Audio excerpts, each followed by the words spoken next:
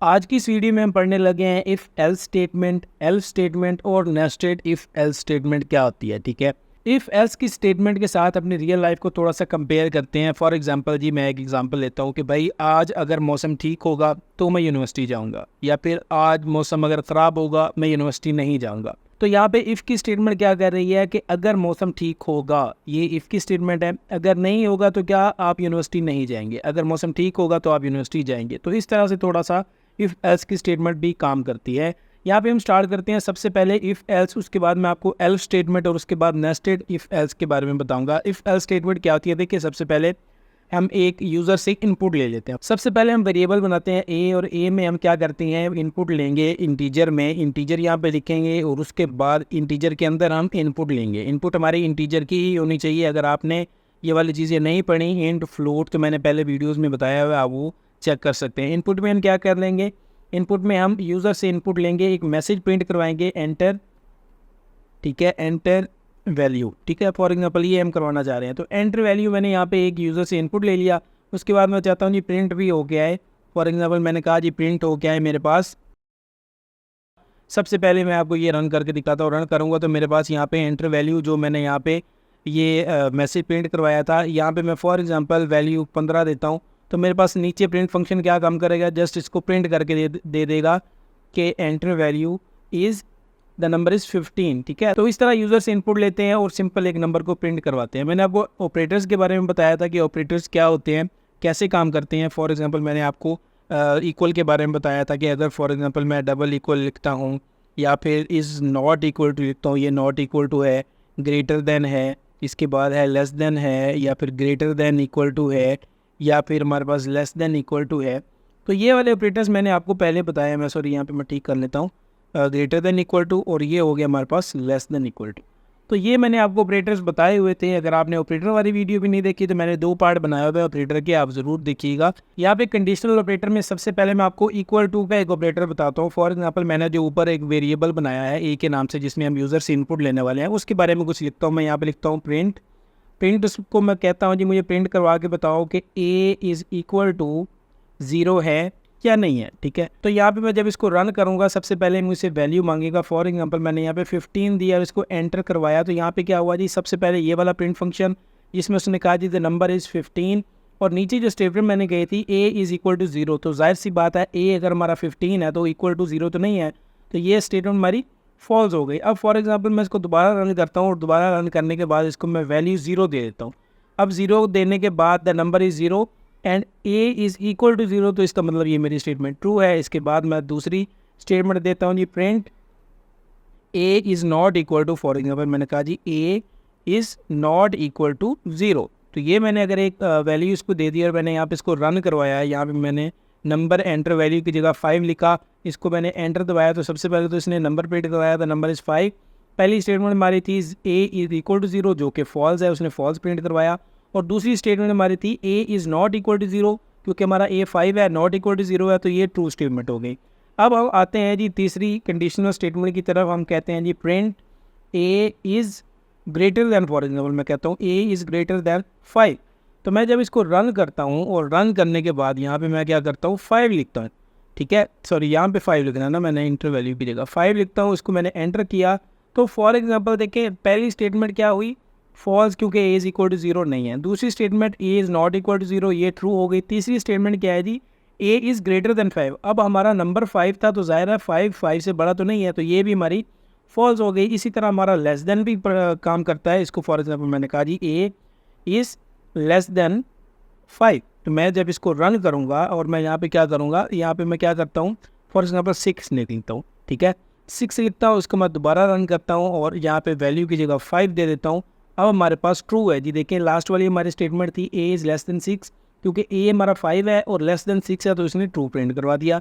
अब हम करते हैं जी प्रिंट ए इज़, ठीक है, A is greater than equal to 5। For example मैंने ये इसको कहा जी ग्रेटर देन और इक्वल टू 5 है, तो ये स्टेटमेंट हमारी ट्रू है या फॉल्स है।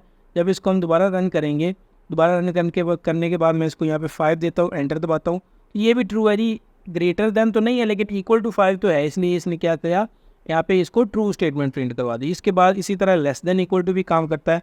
Print A is less than equal to 5, ठीक है, लेस देन इक्वल टू 5। तो जब मैं इसको लेस देन इक्वल टू 5 लिखूँगा, यहाँ पे दोबारा रन करवाऊँगा, एंटर वैल्यू की जगह 5 लिखूँगा, तो ये भी ट्रू होगी कि लेस देन तो नहीं है लेकिन इक्वल टू है। तो ये वाली स्टेटमेंट ऐसे काम करती है जो कि हम इफ़ एल्स स्टेटमेंट में काम करने लगे हैं। आपको इन चीज़ों का आइडिया हो जाएगा। मैं इसको कमेंट आउट कर देता हूँ। अब मैं आपको समझाता हूँ जी इफ़ एल्स स्टेटमेंट कैसे काम करती है। मैंने यहाँ पे एक कोड सिंपल सा बना के रखा हुआ है।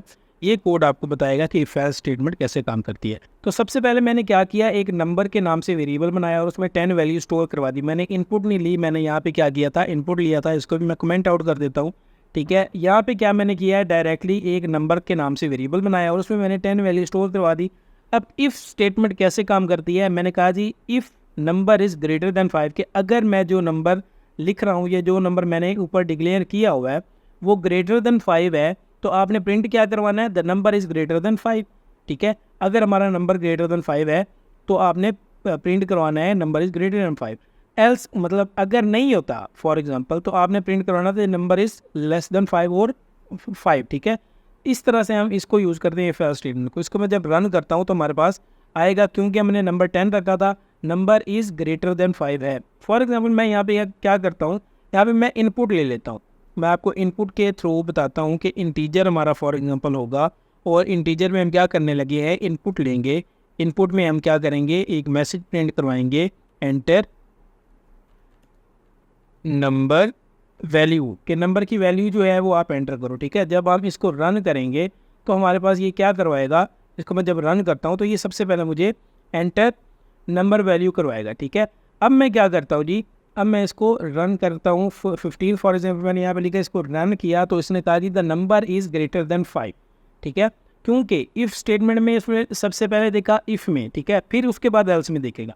इफ़ में उसने देखा तो नंबर ग्रेटर देन 5 था, ये कंडीशन थी। अब मैं फॉर एग्जांपल क्या करता हूँ, इस 15 को चेंज करके 4 लिख देता हूँ, ठीक है। मैं यहाँ पे इसको 4 लिखता हूँ। इसको मैंने जब एंटर किया तो इसने कहा जी द नंबर इज़ 5 और लेस देन 5, ठीक है।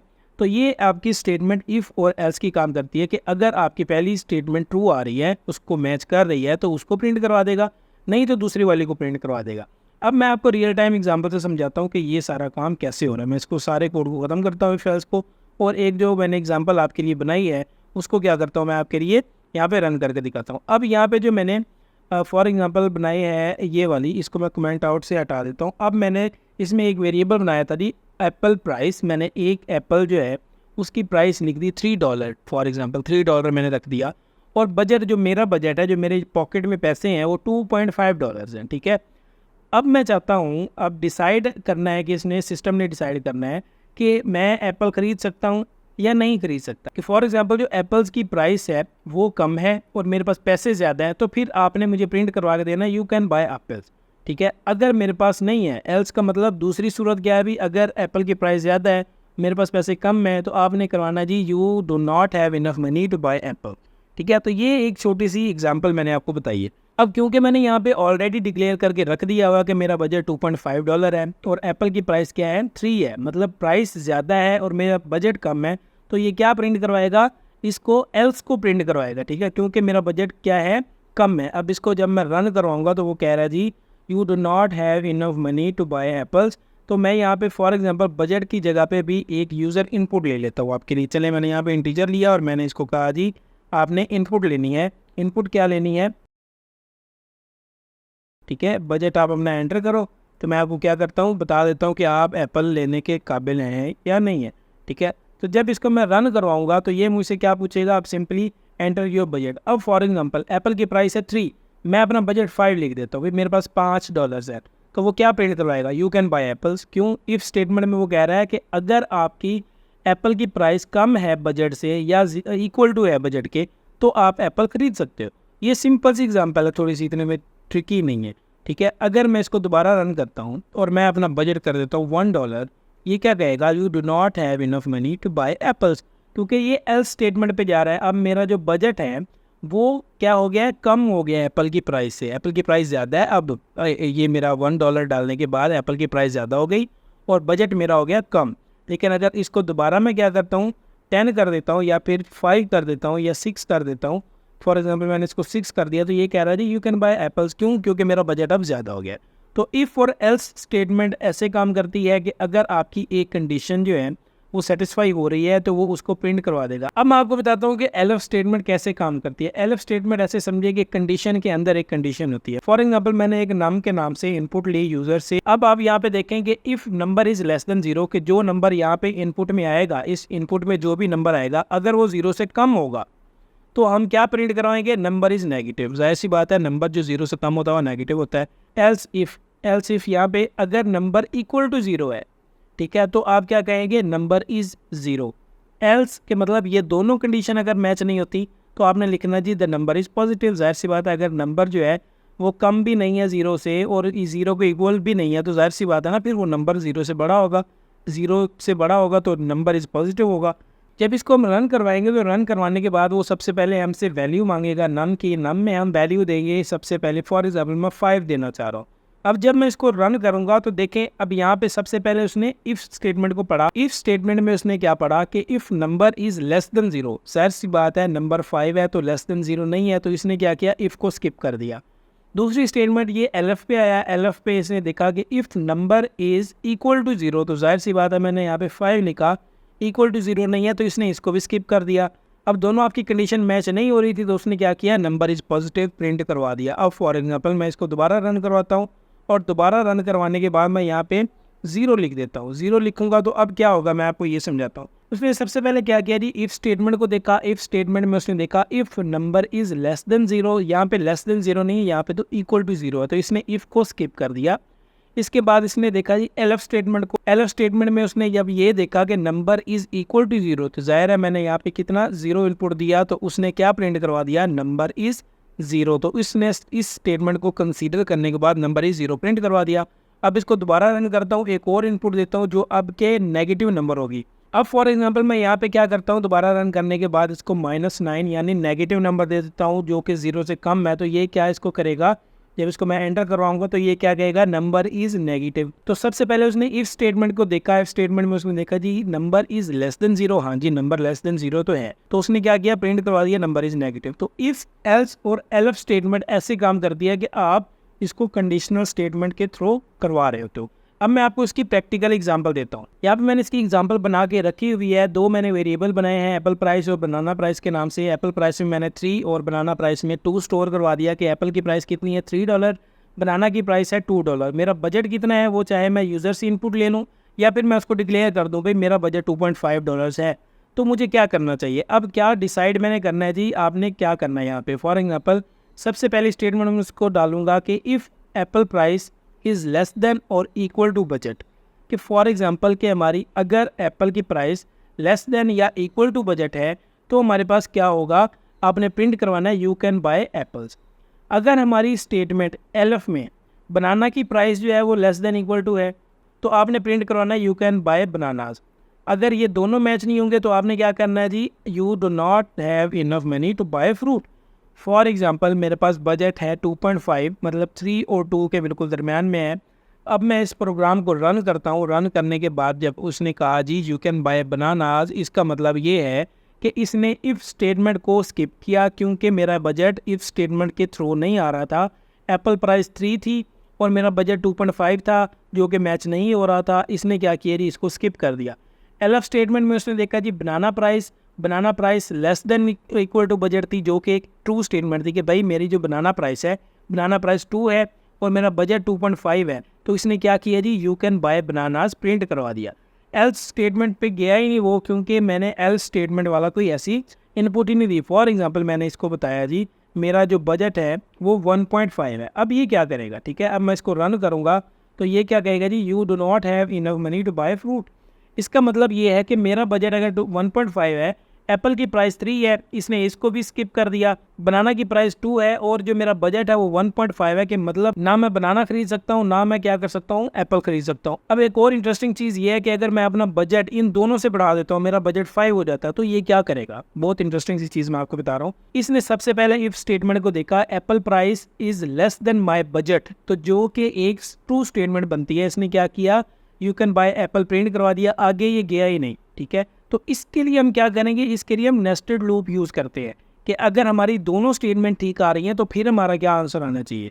ठीक है, फॉर एग्जांपल यहाँ पे मेरा बजट अब दोनों से ज़्यादा था, 3 भी था और 2 भी था, मेरे पास दोनों में खरीद सकता था ना, बनाना भी और एप्पल भी, लेकिन इसने मुझे कहा जी यू कैन बाय एप्पल्स। तो इसके लिए हम नेस्टेड चीज़ें यूज़ करते हैं। ठीक है, अब मैं इसको ख़त्म करता हूँ, आपको समझाता हूँ नेस्टेड क्या होती है। तो यहाँ पे मैंने नेस्टेड का एक प्रोग्राम बना के रखा हुआ है, आपको मैं समझाता हूँ कि नेस्टेड कैसे काम करता है। फॉर एग्जांपल मैंने एक नंबर इनपुट ले लिया, पहले मैं क्या करता था, वेरिएबल में जस्ट एक नंबर स्टोर करवा देता था, लेकिन अभी मैंने क्या किया, एक इनपुट ले ली यूज़र से और सब, उसके बाद मैंने क्या बोला कि वो मुझे प्रिंट होके भी आए।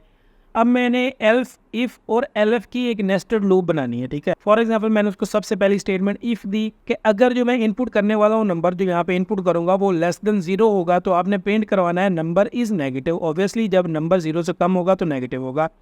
एलएफ में अब मैं क्या कर रहा हूँ, एलएफ में ये सारी चीज़ें दोबारा कर रहा हूँ। एलएफ में उसे कह रहा हूँ कि अगर नंबर जो मैं इनपुट करूँगा वो ग्रेटर देन 0 होगा तो आपने प्रिंट करवाना जी द नंबर इज़ पॉजिटिव। उसके बाद दोबारा इफ़ स्टेटमेंट, ये एलएफ के अंदर इफ स्टेटमेंट है, ये नेस्टेड इसलिए काम करती है कि जब आपने ज़्यादा नंबर्स को यूज़ करना होता है, ज़्यादा स्टेटमेंट्स को यूज़ करना होता है, हंड्रेड्स ऑफ स्टेटमेंट भी आप इसमें यूज़ कर सकते हो, तो आप क्या करते हो, नेस्टेड स्टेटमेंट यूज़ करते हो, नेस्टेड इफ एल्स यूज़ करते हो। तो आप एलएफ के अंदर इसको बताओगे कि if number is less than equal to 10, कि अगर जो नंबर मैं डालूंगा वो लेस देन हो या इक्वल टू हो तो आपने प्रिंट करवाना जी the number is between 0 and 1। जाहिर सी बात है कि अगर नंबर लेस देन और इक्वल टू 10 होगा तो वो क्या होगा, नंबर 0 और 10 के बिटवीन में होगा। इसके बाद मैं एक और इसको बता देता हूँ कि जी नंबर अगर 10 से बड़ा हो, elif number is greater than 10 and number is less than equal to 20, तो आपने क्या करना है जी the number is between 10 and 20 print करवा देना है। अगर आपके पास ये कोई स्टेटमेंट मैच ना हो तो आपने कहना जी the number is greater than 20।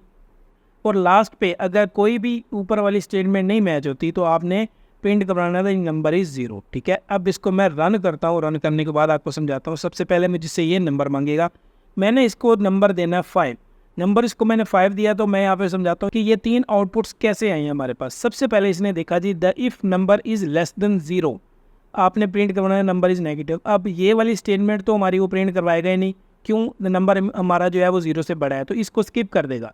अगर नंबर हमारा क्या है, बड़ा है 0 से, तो वो क्या प्रिंट करवाएगा, वो प्रिंट करवाएगा द नंबर इज़ पॉजिटिव। इसने क्या किया, ये देखें आप इधर, द नंबर इज़ पॉजिटिव यहाँ पे प्रिंट करवा दिया। ये वैल्यू ऑफ नंबर ये वाली है जो प्रिंट उसने करवाई थी ना, the value of number is number, तो ये इसने ये वाली जगह यहाँ पे प्रिंट करवा दिया। इसके बाद the number is between 0 and 10, ये इसने क्यों प्रिंट करवाया, ये इसने प्रिंट करवाया कि if number is less then 10। जाहिर सी बात है, मैंने अगर 5 जो है इनपुट दिया है तो वो लेस देन 10 है, तो उसने the number is between 0 and 10 print करवा दिया। आगे वाली कोई भी स्टेटमेंट मैच नहीं हो रही थी तो उसने उसको स्किप कर दिया। अब मैं दोबारा यहाँ पे कोई नंबर लिखता हूँ, फॉर एग्जांपल मैंने यहाँ पे नंबर लिख दिया 25, सॉरी यहाँ पे 25 नहीं लिखूँगा मैं, 25 तो मैंने यहाँ पे लिखना, नंबर यहाँ पे 25 लिख दिया। इसको मैंने रन किया तो इसने क्या किया, मैं इसको ख़त्म ही कर देता हूँ, ये आपको थोड़ा कन्फ्यूज़ कर रहा होगा ये वाली स्टेटमेंट, इसको मैं कमेंट आउट कर देता हूँ। अच्छा, इसको दोबारा रन करूँगा, नंबर यहाँ पे मैं दे देता हूँ 25। अब ये हमारे पास 2 आउटपुट्स आ गई हैं। तो हमारे पास सबसे पहली जो थी the number is less than 0, ये इसने स्किप कर दी। इफ़ इसके बाद जो एलएफ स्टेटमेंट हमने यूज़ की थी the number is greater then 0, तो उसने नंबर इज़ पॉजिटिव, तो यहाँ पे क्या कर दिया, सबसे पहले प्रिंट करवा दिया। इसके बाद उसने ये स्टेटमेंट देखी कि if number is less than equal to 10, तो ये वाली तो उसने स्टेटमेंट वैसे स्किप करवा दी क्योंकि हमारा नंबर ग्रेटर देन 10 था। अब क्योंकि हमारा नंबर ग्रेटर देन जो है वो 10 है, इसलिए उसने इसको भी क्या कर दिया, स्किप करवा दिया। क्यों, उसकी रीज़न क्या है, उसकी रीज़न ये है कि इसने इसको भी तो देखा ना, the number is less then 20, तो ज़ाहिर है हमारा नंबर 20 से भी बड़ा है, तो इसने इस एलएफ को भी स्किप कर दिया और प्रिंट क्या करवाया, the number is greater than 20, क्योंकि 25 था। इसको दोबारा रन करता हूँ, अब मैं 0 करता हूँ। 0 करने के बाद अब देखते हैं हमारा क्या आंसर आता है। अब इसने क्या किया जी, if the number is less than 0, इसने ये स्किप कर दिया, नंबर इज़ ग्रेटर देन 0, इसने ये स्किप कर दिया क्योंकि नंबर हमारा 0 है, लेस देन 10 तो इसने ये स्किप कर दिया। इसके बाद इसने लेस देन ग्रेटर देन 10 और लेस देन इक्वल टू 20 ये भी स्किप कर दिया। इसने देखा जी कोई भी इनमें से मैच नहीं हो रहा, तो जाहिर सी बात है नंबर ही 0 ही होगा। इसके बाद दोबारा रन करता हूँ और कोई नेगेटिव नंबर इसको दे के देखता हूँ। नेगेटिव नंबर मैंने इसको दिया -9, तो इसने क्या किया जी द नंबर इज़ नेगेटिव। आगे कोई स्टेटमेंट नहीं मैच हो रही थी तो उसने कोई और आउटपुट नहीं दी। तो इस तरह काम करता है जी नेस्टेड स्टेटमेंट। अगर आपने वीडियो को अभी तक लाइक नहीं किया तो लाइक ज़रूर कीजिएगा, चैनल को सब्सक्राइब कीजिएगा और आने वाली वीडियोज़ के लिए बेल आइकन को प्रेस कीजिएगा। अल्लाह हाफिज़।